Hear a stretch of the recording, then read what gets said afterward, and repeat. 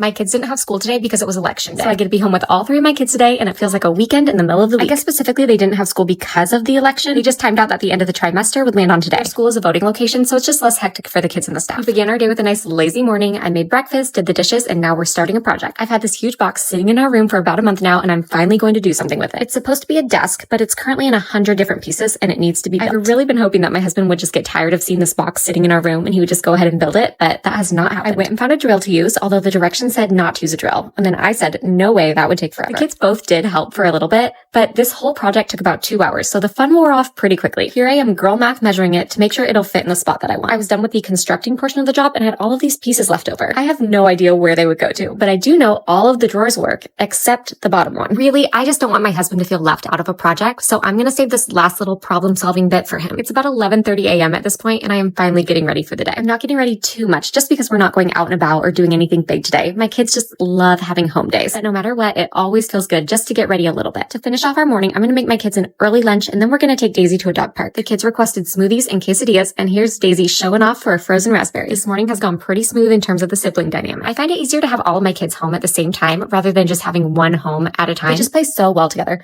I mean, they're definitely siblings. They get into their arguments and disagreements, but they're both at this phase where they have almost like the same imagination, and so they can just get into these like play grooves. Okay, I know someone's going to ask, so here's what I have for lunch. I like to make a smoothie bowl where I add peanut butter to the smoothie and then top it with granola. It's my favorite. The last thing that we're doing this morning is giving Daisy some extra special attention by taking her to the dog park. She's got her little Paw Patrol harness on and she's ready to play. I hope you all had a wonderful day, and thanks for joining us for the morning.